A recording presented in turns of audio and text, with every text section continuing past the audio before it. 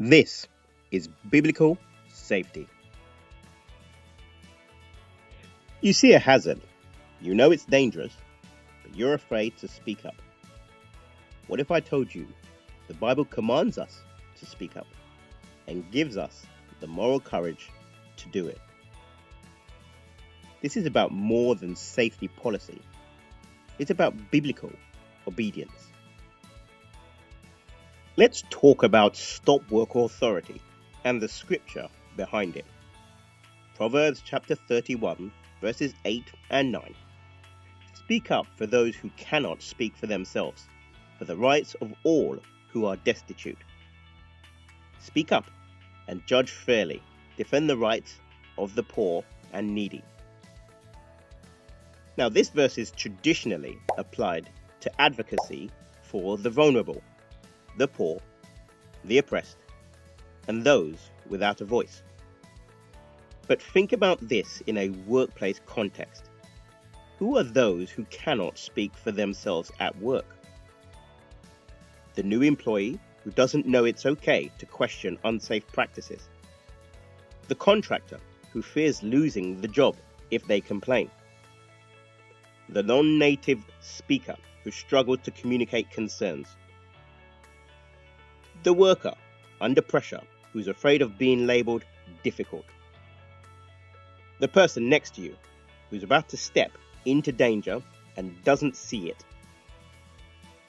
Proverbs 31:8 says, speak for them. This isn't a suggestion, it's a command. And when you speak up about the workplace hazard, you're obeying scripture. The Bible is full of people who spoke up when it was dangerous to do so. Esther 4:14. Mordecai tells Esther, who knows but that you have come to your royal position for such a time as this? Esther risked her life to speak up for her people. Going before the king uninvited could mean death. She spoke up anyway. Now you're in a meeting. You see the unsafe plan. For such a time as this, you're positioned to speak. Will you? Peter and the apostles. Acts 5:29. When commanded to stop preaching. We must obey God rather than human beings. Think about this. When human policy conflicts with protecting human life, you obey the higher authority. These biblical examples teach us speaking truth to power is sometimes required. And if they could risk death for truth, you can risk discomfort to stop an unsafe condition.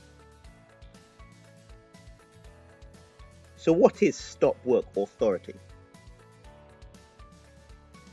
Stop work authority is the right and responsibility of any worker to stop work when they observe an imminent danger. Now here's why this is deeply biblical. It embodies Proverbs 31:8. Speak up for those who cannot speak for themselves. When you stop unsafe work, you're literally speaking for the person who's about to get hurt, even if that person is you. It prioritizes life over productivity. Genesis 1:27. Every worker is made in God's image. That sacred life is worth more than any deadline, any profit margin, any production target. Stop work authority says, people before production, always. It requires moral courage. The righteous are as bold as a lion. Exercising stop work authority requires courage, biblical courage. You're saying, This is wrong. We're stopping. I don't care about the pressure. That's lion-hearted righteousness. It holds leaders accountable. Remember Ezekiel 34? God judged shepherds who failed to protect. Stop work authority is a check on bad shepherds. It forces leaders to address hazards they might otherwise ignore. It's a biblical accountability mechanism built into safety culture. But here's the reality. Speaking up is scary. What if they get mad? What if I lose my job? What if I'm wrong? Let's use biblical truth to overcome these fears. Fear of man versus fear of God.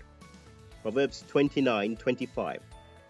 The fear of man will prove to be a snare, but whoever trusts in the Lord is kept safe. When you fear your supervisor's reaction more than God's command to speak up, you're trapped. But when you trust God and obey Proverbs 31:8, you're kept safe. God is with you. Joshua 1:9. Be strong and courageous. Do not be afraid.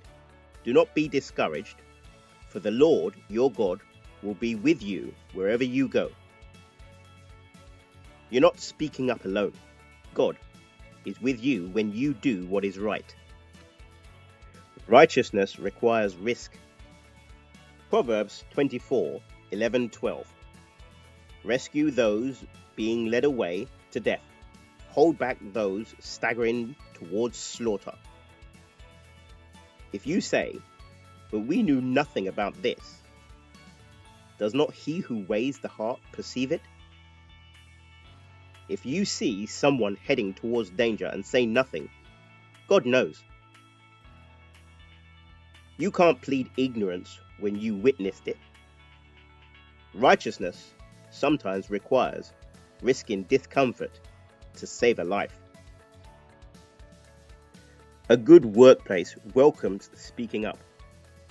Bad culture punishes those who speak up. Good culture rewards those who speak up. Proverbs 31:8 culture says, "Thank you for speaking. That took courage. We want to hear it."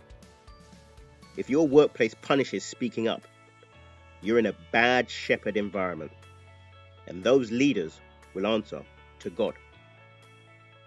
So how do we actually do this? Be specific. Not something feels wrong, but this scaffold is missing guardrails on the west side. Speak calmly and respectfully. You can be firm and respectful. Reference the standard. Our policy says, or regulations require, or even our duty is to protect each other. Don't just stop work, help fix it. You're proposing a solution. And if they are still pressuring you, remember Acts 5:29. We must obey God rather than human beings. Your first duty is to God, who commands you to protect life, then to the person who might get hurt. Here's your challenge this week. If you see a hazard, speak up. Even if it's uncomfortable. Even if you're not sure. Even if it's minor. Proverbs 31:8 doesn't say, speak up when it's convenient. It says, speak up. For safety leaders, create a culture where speaking up is celebrated, not punished. Thank people when they raise concerns publicly. Make it clear we want to hear it every time. Drop a comment. Have you had to speak up about a safety issue? What happened? Thanks for watching Biblical Safety. Stay safe, speak up, and remember, protecting people isn't just policy, it's sacred. I'll see you next time on Biblical Safety.